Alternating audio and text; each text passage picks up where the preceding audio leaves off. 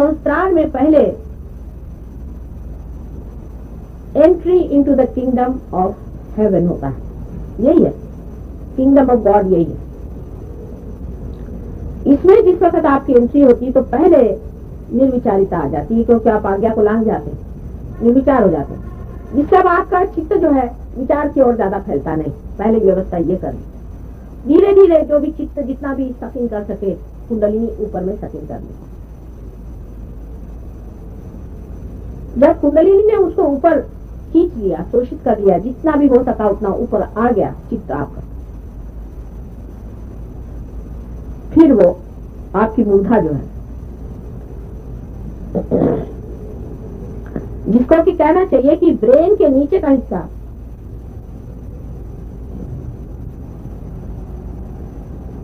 उसको शांत करती है कुंडलिनी सबसे पहले। और उस मूर्धा से हमारी जो दोनों ये नाड़ियां हैं, जिनको कि ईड़ा और पिंगला कहते हैं, उसमें वो थोड़ी बरसती है कुंडली। सब में नहीं होता, बहुतों में होता है। उसकी वजह यह कि जिनकी ईड़ा या पिंगला नाड़ी नादुरुस्त हो या बहुत कार्यान्वित हो, मैंने सिंपैथेटिक जिनका बहुत चला है, तो उनके खींचे रहते हैं ऐसे ऐसे चीज। तो कुंडलिनी मूर्धा पे आकर के, मूर्धा नीचे की प्लेट है, आज्ञा में क्रॉस करने से पहले की बात, कुंडलिनी यहाँ पर झाड़ जाती है। तो आदमी को ऐसा लगता है जरा आंख थोड़ी बोझिल हो रही है, थोड़ा जरा रिलैक्सेशन सा लगता है कि जैसे जरा सी नींद सी आ रही है, ऐसा लगता है शुरू में। अगर किसी की बहुत ही ज्यादा बोझिल हो तो ज्यादा नींद सी लगेगी, फिर वो इधर छा जाती। छाने के बाद ये जो दोनों नाड़ियां हैं ये हल्की होने लग जाती, और हल्की होने का मतलब यह है कि इन नाड़ियों पे आने पर इनके जो अग्र है वो ठीक होने लग जाते हैं धीरे धीरे। फिर से जो कुंडलिनी का हिस्सा जो उतरता है नीचे में, वो फिर नाभि में आ जाता है और फिर ऊपर चढ़ता है। अब ये सारे बंद है, बहुत लंबी चौड़ी बातें, वो सब मैं नहीं बताऊंगी आपको। बहरहाल वो ऊपर चढ़ती, फिर ऊपर चढ़ने के बाद फिर से आज्ञा चक्र को अब लांघती है। असल में पहले तो आज्ञा चक्र को छूती है थोड़ा, जब आज्ञा चक्र को लांघती है तब डायलेटेशन ऑफ द प्यूपिल होता है। इसलिए मैं आपसे कहती हूँ आंख बंद कर। अब डॉक्टर का कहना है कि सिंपैथेटिक है पैरासिम्पैथेटिक, पता ही नहीं, उनका भी तो इस पे झगड़ा है। उनको ये नहीं पता है कि डायलेटेशन ऑफ प्यूपिल एग्जैक्टली सिंपैथेटिक है कि पैरासिम्पैथेटिक है, क्योंकि अभी उनका भी समझौता नहीं हो पा रहा है सब चीजों पर। बहरहाल उनसे तो अब हम लोगों को कुछ कहना नहीं, लेकिन डायलेटेशन ऑफ द प्यूपिल होता है, आंख एकदम काली काली हो जाती है। अब ये फॉरेनर्स जिनकी नीली हरी आंखें होती हैं वो भी ऐसी काली काली दिखाई देती है, तो कहते हैं कि माँ हमारी आंख काली हो गई। मैंने कहा तुम मेरे बेटे हो तो मेरे जैसी तो आंख हुई थी तुम्हारी। तो जो प्यूपिल एकदम डायलेट कर जाती है, कभी कभी किसी किसी में इतनी डायलेट करती है उस वक्त एक क्षण भर के लिए, ऐसा लगता है जैसे कि सब अंधेरा हो गया एक क्षण के लिए, लेकिन अधिकतर दिखाई नहीं देता। किसी किसी को होता है, उसको घबराने कोई बात नहीं, एक क्षण के लिए होता है। एक लेडी हमारे पास लेडी डॉक्टर थी, उनको मैं रियलाइजेशन दे देती, उनका पूरा नहीं हो पाया, तो उनका मैं जा रही मोटर में जाते जाते उनको ऐसा लगा कि जैसे अंधेरा हो रहा है, तो गाड़ी एक तरफ कर दी, थोड़ी देर उनको ऐसा लगा, और उसके बाद उनको एकदम ऐसा लगा जैसे खिल गई हूँ। जाकर वहां से फोन किया, पता नहीं मुझे क्या होगा, मैं तो एकदम खुल गई। तो ऐसा मुझे रास्ते में हुआ था, माँ वो क्यों? तो मैंने कहा कि डायलिटेशन ऑफ द प्यूपिल हो गया था तुम्हारा, और आंखें इसीलिए मैं कहती थी बंद कर दीजिए। तो कुंडलिनी बेचारी रुकती है, वो इतना सोचती है, वो जानती है सब कुछ, इनकी आंख खुली है तो अभी जरा रुक के खुली तो इनके एकदम से आंख हो जाएगा, तो घबरा न जाए। बहुत संभाल के, बहुत नाजुक, धीरे धीरे गजगामिनी जैसे उठती है, धीरे धीरे धीरे धीरे आपकी आंख ठीक से देखते देखते, और फिर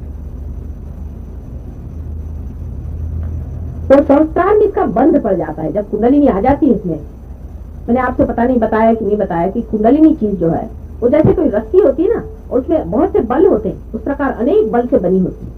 तो पहले तो एक दो बल ही जो बिल्कुल ही पियर्स कर जाए, बिल्कुल अंतरतम, मतलब बिल्कुल जिसे ब्रह्म नाड़ी कहते हैं। ये जो सुषुम्ना नाड़ी में है, इसकी बराबर बीच में ब्रह्म नाड़ी है। अब इतना लंबा चौड़ा मैंने बताया नहीं सब बारी, उसके अंदर से निकालते हैं, उसके बगैर तो कोई इलाज नहीं। बहुत ही सूक्ष्म चीज है। उसके अंदर से कुंडलिनी को पहले निकाल करके, और उसके एक ही दो बल ऊपर चढ़ते हैं, और चढ़ करके और यहाँ पे चित्त को ढकेलते हैं, चित्त को यहाँ ढकेल के रखते हैं, तो वो घटना होने की वजह से आपका बाहर चित्त हट जाता है। और यहाँ पर जो संस्कार है उसको ये प्लावित करते हैं, उसको जागरूक करते हैं। उसके जागृति की वजह से चक्र भी धीरे धीरे सब जागरूक होने लगते हैं। क्योंकि यहाँ सीट है, जैसे हमारे इंडिया की सीट दिल्ली में है, आपको कोई काम करवाना दिल्ली में आना पड़ता है, चाहे मद्रास में भी काम करवाना। उसी प्रकार इसकी सीट क्योंकि यहाँ आना पड़ता है, तो जब वो यहाँ आप आ जाते हैं तो यहाँ से ऑर्डर चला गया कि हाँ भाई जागरूक हो जाओ, तो आपके चक्र जागरूक होते हैं, उसके अंदर की देवी जागरूक हो जाती है। किसी में बहुत जल्दी होता है, किसी में देरी से होता है, किसी में बहुत ही देरी में होता है, किसी में एक महीना भी लग सकता है, होता है ये, तो उसको मेरा कोई दोष नहीं। उसके बाद आपका सहस्त्रार खुल जाता है, तो वो भी तभी खुलता है जब आपके अंदर संचित इतना चित्त हो जाए। इसीलिए मैं कहती हूँ कि आंख इधर उधर मत घुमाइए, क्योंकि आंख के कारण आपका जो चित्त है उधर उधर विचलित होता है। अगर आप मेरे और देखते रहे तो मेरे अंदर से वो बढ़ रही आवाज आ रही है, चैतन्य आ रहा है ना, आपके आंखों से भी चैतन्य जाता है और उससे आपके बड़ी चीजों है शांत होते हैं। इसलिए मैं कहती हूँ कि आंख खुली रखिए, लेकिन बाद में आंख जब बंद भी करवा देती हूँ कि आप बंद करिए, तो मैं आपसे यही कहती हूँ कि चित्त को जरा सा स्थिर करें, क्योंकि चित्त जैसे ही यहाँ स्थिर हो जाएगा तो वो उसका ठीक से बैठना हो जाता है, जमना हो जाता है। उसके प्रेशर से, माने ये चीज जो है मैकेनिकल नहीं, ये चीज सब समझती है कुंडलिनी, ये ऑर्गेनाइज करती है, ये जागरूक करती है और ये आपको प्यार करती है। ये प्रेम की शक्ति, जैसे आपकी माँ की प्रेम की शक्ति होती है ना, उसके 1000 गुना ज्यादा या करोड़ गुना ज्यादा ये प्रेम की शक्ति आपके अंदर है। तो ये सब कुछ बहुत सूझबूझ समझ से सारा और आपको पुनर्जन्म देती है। पर संस्कार का हाथ इससे सबसे बड़ा इसमें यह है कि 7 चक्रों का समग्र इसमें जागृति होती है, संस्कार पे समग्र जागृति होती है। माने एक सात आदमी काम कर रहे हैं, अब 7 तरह के कर रहे हैं, कोई चीज बनेगी? आपको मकान बनाना है, समझ सीमेंट चाहिए, लकड़ी चाहिए, पत्थर चाहिए, उसके लिए और भी जो कुछ चीजें चाहिए। अब आप 7 चीजें अलग अलग रख दीजिए तो उसका कोई अर्थ नहीं है। उन 7 चीजों को मेल कराना, उनको कोऑर्डिनेट कराना, उनको ऑर्गेनाइज करना, और अंत में जब ऐसा पूरी तरह से स्थिति हो जाए, इतना चित्त जब वहां पहुंच जाए, उस वक्त सहस्त्रार को खोल देना, ये काम सहस्त्रार करता है। सहस्त्रार के देवता जो हैं वो निष्कलंक है, उनका नाम निष्कलंक है।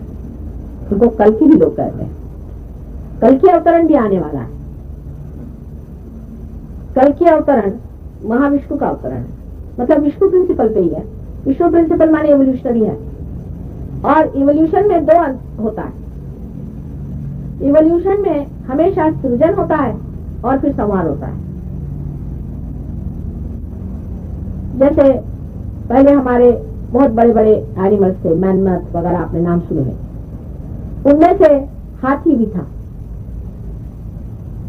तो हाथी का इवोल्यूशन हो गया, हाथी को बचा लिया गया, क्योंकि उसको पाया कि ये ठीक है, ना बहुत बड़ा है और ना बेकार है, उसको बचाया। आप गजेंद्र मोक्ष के बारे में पढ़े होंगे, विष्णु जी ने बताया, पता नहीं कितने लोग पढ़ते कि नहीं।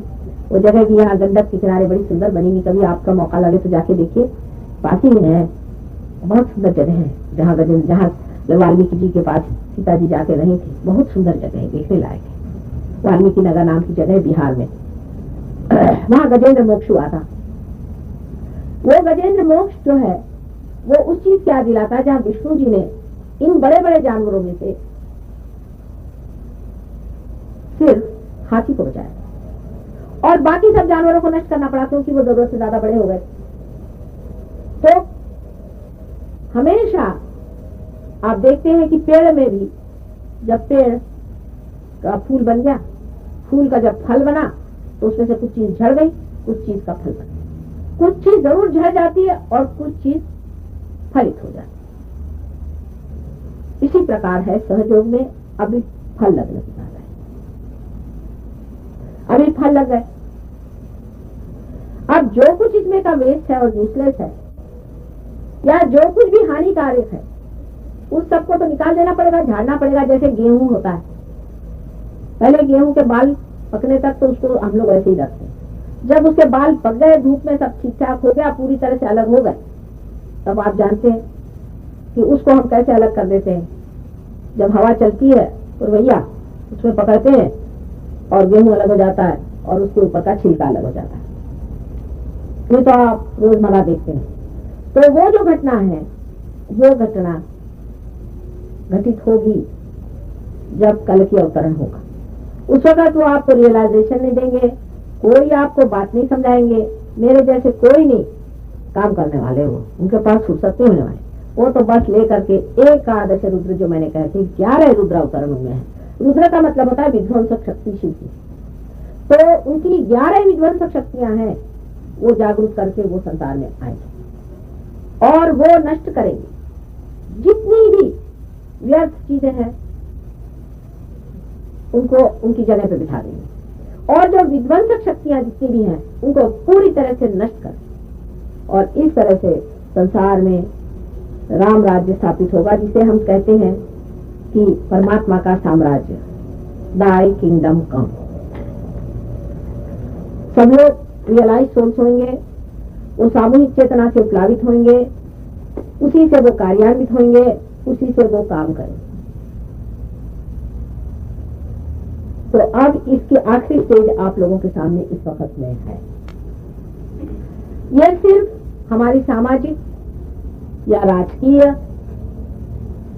या हमारी काल की गति ठीक करने वाला नहीं है, लेकिन संपूर्ण विश्व का जो कुछ भी सृजन क्रिएशन हुआ है उसकी आखिरी यह अब समय आ गया है कि इस वक्त वो उस चीज को प्राप्त करे जिसकी ये सारा विश्व बनाया जाता है।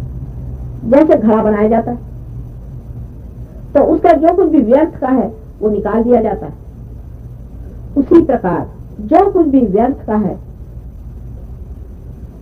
जो कुछ भी हानिकारक, विध्वंसक, जो भी परमात्मा के विरोध में, जो भी दुखदायी, सब कुछ नष्ट कर दिया जाए। इसीलिए मैं एक माँ हूं और माँ अपने बच्चे के लिए हमेशा ये सोचती है कि उसे कल्याण और मंगल मिले, और अगर वो इसको प्रदान करने वाली हुई तो चाहती कि जो कुछ मेरा पुण्य है, जो कुछ भी मेरे पास है, सब मेरे बच्चे ले लें, सब कुछ ले, लेकिन अपना पूरा पाले। माँ की शक्ति बच्चों में ही पनपती है, उसको अपनी शक्ति से कोई मतलब नहीं, उसको अपने बच्चों की शक्ति पे गर्व होता है और अपने बच्चों की शक्ति में ही वो समाई हुई होती है और उसका अस्तित्व ही नहीं होता। अगर आप लोग नहीं है तो हम नहीं, आप लोग हैं तो हम हैं, ऐसी चीज नहीं तो हम बिल्कुल बुलबुला है, हमारा कोई भी अर्थ नहीं है, बस आए और ऐसे गायब हो जाएंगे, कुछ इसका अर्थ ही नहीं मानव देह का। आप हैं इसका अर्थ। जैसे एक माचिस की तीली होती है, उसका अर्थ यही होता है कि कितने दीप उसने जलाए, और उसका कोई अर्थ नहीं रहता। इसी प्रकार सहयोग का कार्य है, इसकी गहराई और इसकी महत्ता, इसकी प्रगाढ़ता और इसकी दैवी शक्ति देख करके आपको पता होना चाहिए कि जो आपने पाया है ये अमूल्य है। क्योंकि माँ से सहज में कोई चीज मिल जाती है, लोग इसका विचार नहीं करते। विशेषकर मेरे रहते हुए बहुत जोर से ये घटना होती है। अभी यही बैठी हूँ यहाँ पर लोग, ये कह रही थी कि मुझे पहले दिन इतने जोर से मेरी कुंडलिनी खड़ी हुई और पूरी रात में आनंद में हो गई, और ये हुआ फिर अभी पढ़ाई में नीचे हुई। ये भी होता है। तो तुम कहोगे कि माँ ये तुमने क्या किया? तो अपनी संकल्प शक्ति से हमने अपनी ही कुंडलिनी पर आपको बिठा करके, अपने हृदय में आपको जन्म देके और आपके संस्कार से हमने आपको असल में पूरा जन्म दिया। जैसे कि माँ अपने ओठ में बच्चे को पनपाती है और उसके बाद उसे जन्म देती है, उसी प्रकार सहस्त्रार से आपको जन्म दिया हुआ है। और इतनी सर्वव्यापी घटना है कि फोटो पर भी घटित होती है। आश्चर्य की बात है कि हमारे फोटो में भी इतने वाइब्रेशंस हैं। आश्चर्य की बात तो है और ये साइंस का मैं बड़ा उपकार मानती हूँ। यहाँ तक कि इसमें से जो बोलती हूँ ये भी मेरे वाइब्रेशन पीछे चले जा रहे हैं। बहुत बार आपके चक्र पकड़ते तो इसमें मैं ऐसा लगा देती हूँ ना आज्ञा को, तो आपकी आज्ञा छूटती है। देखिए साइंस इसीलिए बनाया गया था कि सहयोग के लिए उपयोगी हो। कल टीवी में आप हमें बिठा दें टीवी पर और लोग हमारे और हाथ करें तो न जाने कितने लोग पार हो जाए। और ऐसे दिन कब आएंगे पता नहीं कि टीवी वाले कहें कि अच्छा माँ बैठी हम आपसे वाइब्रेशन करें। बहुत मुश्किल काम है। वो तो कभी मेरे को बुलाते भी नहीं, और लोगों ने कोशिश की तो वो तो कहते कि अरे ऐसे बहुत चालू लोग आते रहते हैं। एक हमारी शिष्या है, वो बेचारी अभी आई थी इंग्लैंड, तो उनको टीवी वाले उनके पीछे पड़े थे, वो कुछ पेंटर वेंटर है, तो उन्होंने कहा कि यहाँ इतनी बड़ी शक्ति बैठी तो मेरे पीछे इतने काय को पड़े हो, उनके कुछ कराओ। उनका कौन है क्या पूछा, कहना अरे ऐसे यहाँ बहुत आ गए और चले गए, और सब दुष्टों के उन्होंने करवाए प्रोग्राम, लेकिन मेरा प्रोग्राम नहीं करवाते। तो सत्य के पीछे में एक ये भी बड़ा दोष होता है कि जब तक आदमी पॉजिटिविटी में बहुत सब नहीं आ जाते तब तक सत्य का प्रकाश भी नहीं आता, क्योंकि तो रिफ्लेक्शन है ना। अगर पत्थर हो तो उस पर सूरज पड़ के भी क्या करेगा, अगर हाँ आप में शीशा हो तो उसका प्रकाश आएगा बाहर। तो पहला काम मैंने ये कहा कि चलो सबसे पहले शीशे बनाना शुरू करो।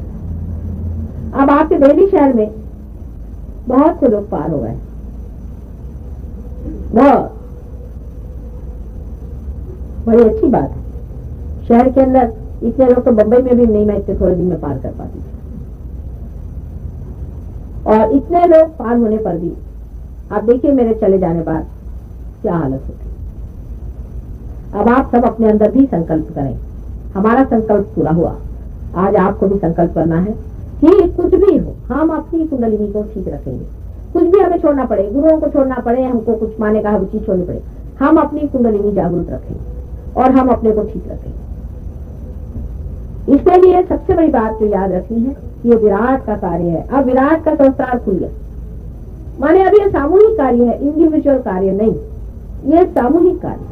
इसलिए आप घर में बैठ करके थोड़ा बहुत अपनी सफाई वफाई कर सकते हैं, पर जब तक आप सेंटर्स पे नहीं जाएंगे तब तक ये कार्य उतना गहरा नहीं होगा। हमारे यहाँ ऐसे ऐसे लोग आश्चर्यजनक हुए। कुछ लोग जब मैं आई तो इतने जोर से पार हुआ, आज आए थे महाशय, सबने कहा कितने अच्छे हैं, कितने बढ़िया हैं ये। आज उनकी वाइब्रेशन खास नहीं। एक साहब थे यहाँ, बहुत पढ़े लिखे विद्वान थे, तो वो जरा मुझसे आर्ग्यू करते रहे, जरा थोड़ा धीरे धीरे उनकी गाड़ी से, पर धीरे धीरे करते करते मैं देखती हूँ बहुत ऊंचे उड़ गए। बड़ा आश्चर्य। वो जो बहुत जोर से कूदे थे वो तो वहीं बैठे रह गए, और जो धीरे धीरे चले वो आगे चले गए। आपने वो कहानी पढ़ी ना खरगोश की, वैसा ही मामला है सहयोग में मैं देखती हूँ। इसलिए जिसने संकल्प से इसको पूरी तरह से अपनाया है वो बड़ा ही ऊंचा उठ जाता है। और सबसे बड़ी चीज है ये सामूहिक चीज, इसमें आपको दूसरों को देना पड़ेगा। अगर आप दूसरों को न दें तो कार्य नहीं होने वाला। धीरे धीरे दूसरों को देना चाहिए, देते देते आपको खुद समझ आएगा कि किस तरह से दिया जाता है। कोई दीप जला करके उसको कुर्सी के नीचे तो नहीं रखता है ना, ये दीप जल करके इनके दीपस्तंभ होने चाहिए, जिससे और जो अपना रास्ता भूल रहे हैं वो ठीक रास्ते पर आकर किनारे पहुंचे।